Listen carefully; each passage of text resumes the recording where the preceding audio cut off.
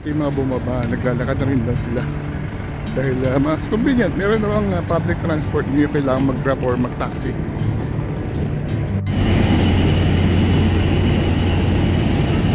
Okay, boarding.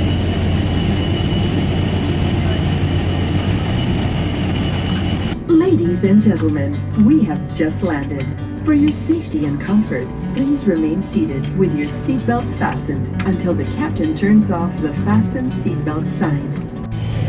Welcome to Butuan.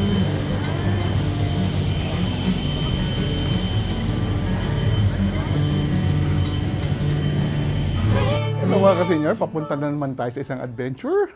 And today, papunta tayo sa Butuan City sa Agusan del Norte. So ipapakita ko sa inyo kung paano tayo makakarating na Agusan del Norte, Butuan. Saka magpa-public transport tayo papuntang airport. Biyahe tayo via Cebu Pacific. And pagdating natin ng Butuan Airport, I'm going to show you how to get out of the airport. Paano bumiyahe mula airport papunta sa pinaka city proper ng Butuan. Tara na! Biyaheng Butuan na tayo. Let's go!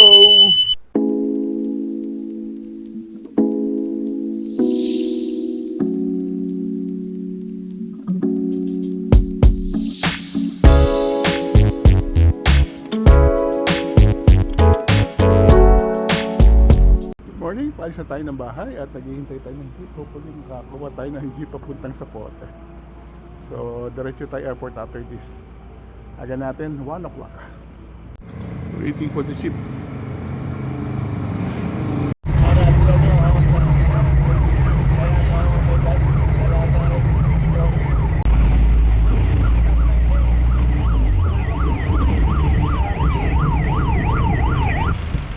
Bababa lang natin sa Zapote and now papunta tayo sa Palabak. Sasakay natin jeep. Lalakad tayo sa Laba and then sasakay tayo ng jeep naman papuntang Heritage. From there, another jeep going to airport. Puro jeep ang sasakay natin para makarating na airport.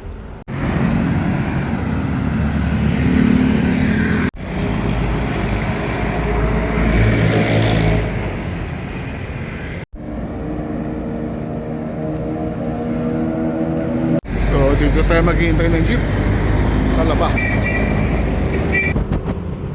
So it's 1:13. Sana makawa tayo ng jeep masyado maaga. Hindi nga sure kung may mga jeep na ganito oras. But positive lang tayo, makakasakay din tayo. Hintay-hintay lang. Tingnan natin kung may jeep. Sakay na tayo.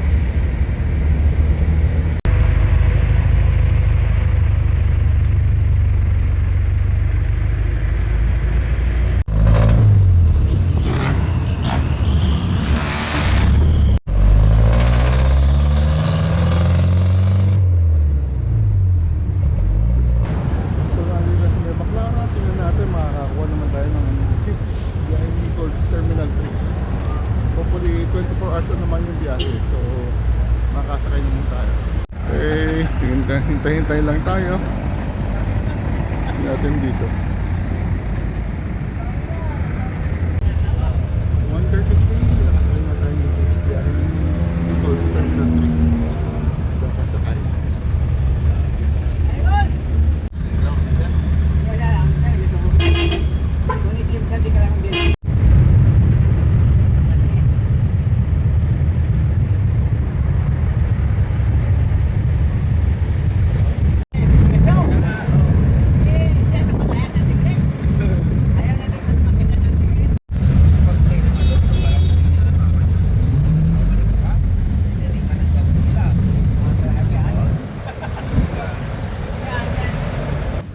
Kababa lang natin dito sa may harap ng parking ng Terminal 3 and from here maglalakad na tayo papuntang Terminal 3. Malapit lang naman, mga 5 minutes na andun na tayo.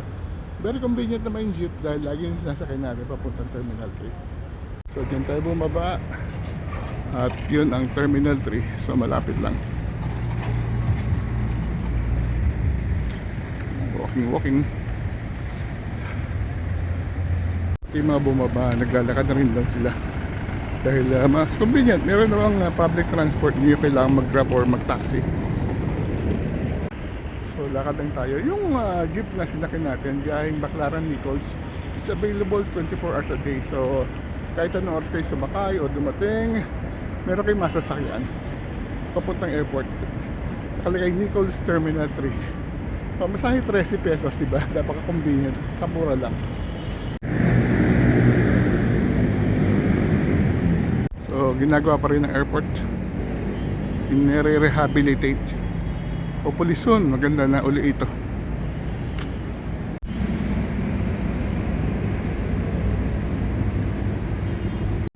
So, dito yata may pasokan. Okay, dito yung butas. Putang. Yan yung entrance. Okay, papasok na tayo dito sa Terminal 3. Nag-chip lang tayo para parating na airport. So, entering gate number 2, arrival. Laki tayo sa 3rd floor. Nandun yung departure. We're ready inside the airport. Merong Wendy's. Merong exchange rate. May akad dyan. May tayo tubig. Okay. Inside the airport, merong escalator dyan sa right side. Yan talaga yung makit papunta sa 3rd floor. Okay, going to the 3rd floor para sa departure. Nasa airport na tayo.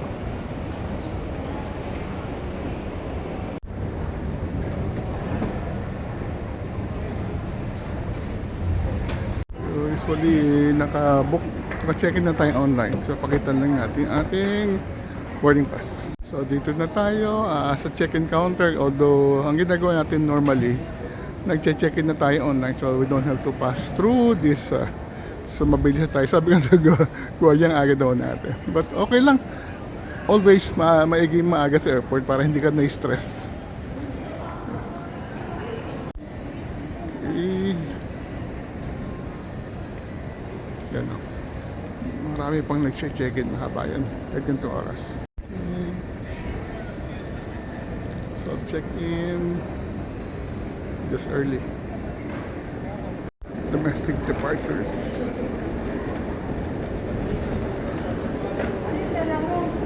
Just past security. Wala pa naman tayong boarding gate. Pahinga muna tayo, maaga tayo. Again, pagpunta sa airport, mas maigi lagi mas maaga kayo. Hindi kayo may stress. Ginagawa pa rin yung airport. So, hopefully, soon, makikita na natin ang bagong rehabilitated na yung Terminal 3. May food village, pero CR muna tayo. Kumain na naman tayo ng breakfast bago tayo masambay. Bago yung CR, bagong rehabilitated. Ganda na. Check na natin ang bagong CR. Every day. At may tissue. Yes. Pwede na. So maganda na. Hopefully hindi bababoy. So 2:16 maaga tayo. 4:20 pa ng flight natin. 2 hours early. So dito muna tayo sa food station. Hintayin natin kung anong gate tayo. So wala pa kasi. Normally either tinetext sila or pakita naman natin doon sa board nila. Departure board kung anong gate tayo sasakay. Let's check kung meron ng gate assignment. Boot 1. Okay. Gate 132. Okay, let's go.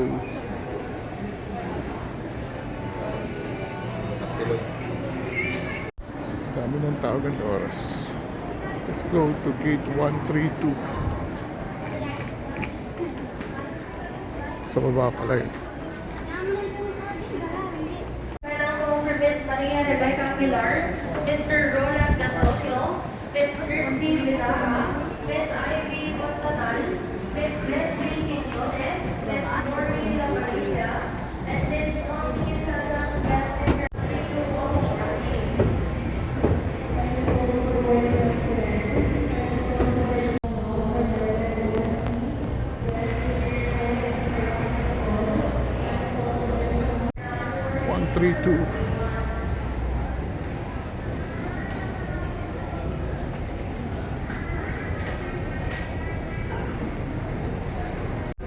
Waiting at gate 132.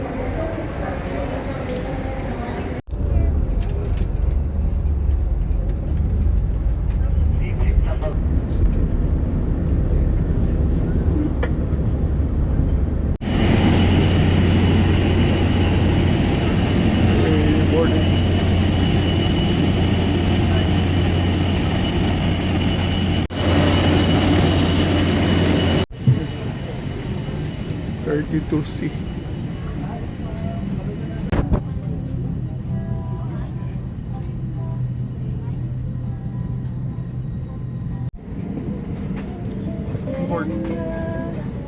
Subscribe. In case of emergency, please ask the cabin crew to reseat you.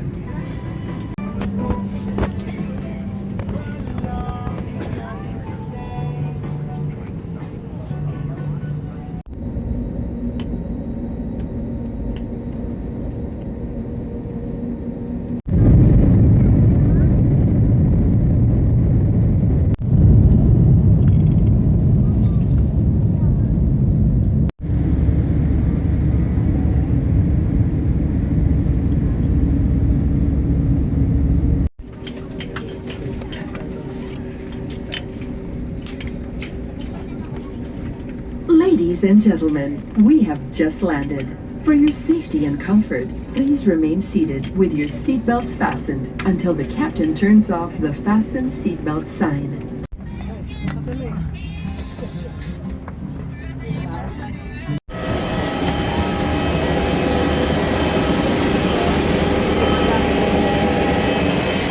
We just landed. Welcome to Butuan.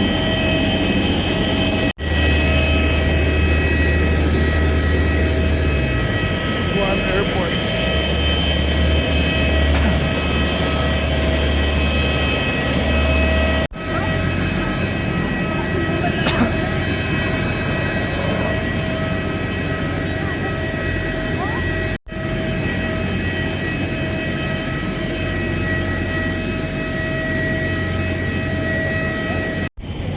Welcome to Butuan.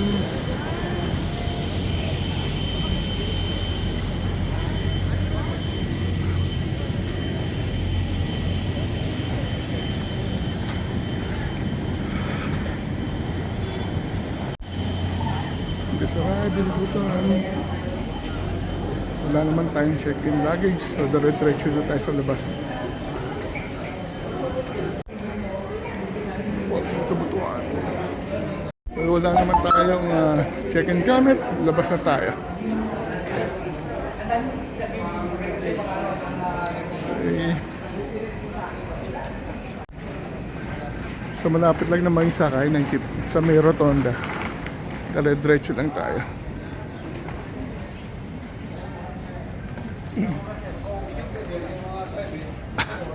Hey, leaving Butuan Airport. Punta na tayo sa may highway. Sakay tayo ng jeep. Okay, yun yung gate. Labasan. Lakad lang tayo.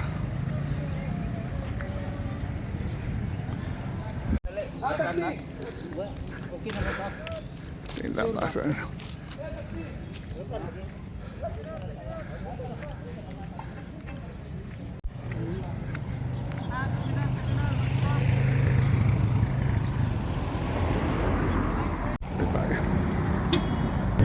Nakasakay tayo dito sa Mabigan.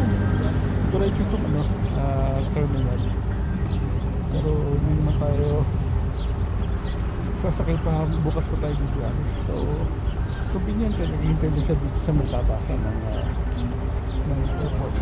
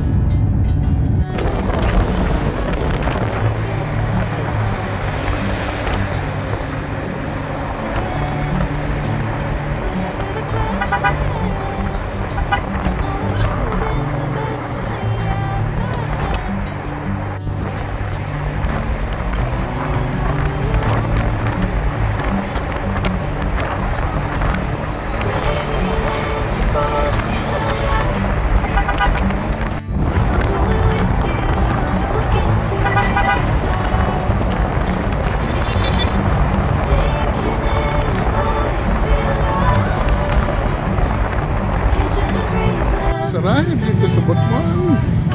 Just had breakfast sa McDo. Ngayon, let's start exploring Butuan.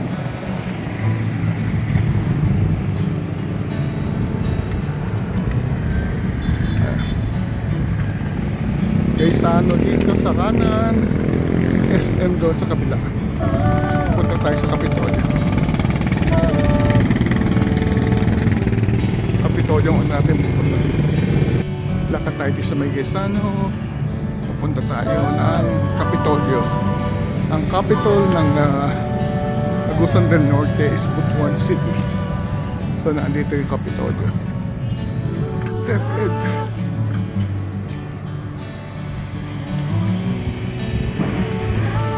Nandito na tayo sa pinaka-provincial capital ng Agusan del Norte. Sa Dow Festival, ano kaya yan? So, nandito na tayo. Ayan, 1956, 1951 ang provincial capital ng Agusan. Narating na rin natin. Alright folks, nandito na tayo sa pinaka-provincial capital ng Agusan del Norte dito sa Butuan. And finally, nakarating na tayo ng Butuan. So, ang ginawa natin is, actually, yung ticket na nabili natin is matagal na natin nabili. Kaya mura pa yung ticket.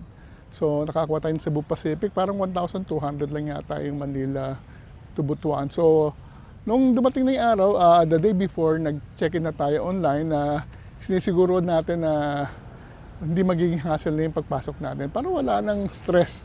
So, maaga tayong gumising alas 12 and then by 1 o'clock, umalis na tayo ng bahay. At sumakay tayo ng jeep dahil gusto natin gawin lagi pag pupunta ng airport is use the public transportation.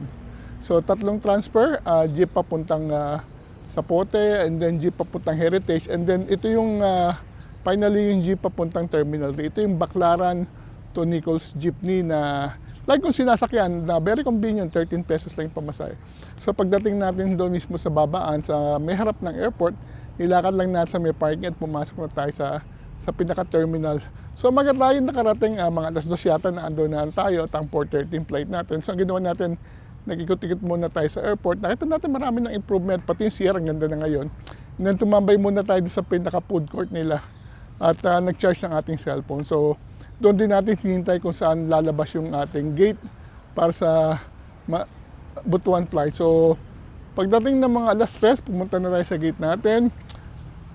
At na mga 3:30, tinawag na yung mga sasakay ng 4:30 flight. So, mabilis naman ang Cebu Pacific. Lagi na silang advance ngayon. Maaga nilang tinatawag yung pasahero.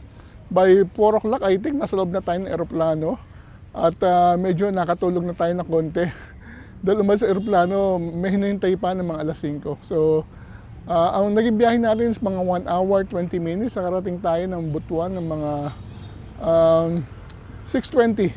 So, madali naman pagdating ng Butuan pala, malapit lang sa pinaka-highway yung pinaka-airport nila. So, nilakad lang natin ng konti sa highway. Paglabas natin, meron ng jeep na naghihintay doon. Maganda yung jeepney system dito sa Butuan na merong intercity route na tatandaan nyo lang, R1, R2, R3. And then sumakay nga tayo sa jeep na papunta actually doon sa pinaka-terminal ng bus. So very convenient tong yung gusto pumunta ng Surigao or sa eastern part ng Mindanao, nagbubutuan at meron na kayong masasakyan kaagad na bus, na jeep papunta sa terminal. So tayo naman bumaba na sa McDonald's at kumain na tayo. At in-enjoy natin ang ating pagdating dito sa Butuan. So maraming salamat sa pagsama sa ating biyahe, Butuan. Travel while you can. Until our next vlog, see you soon.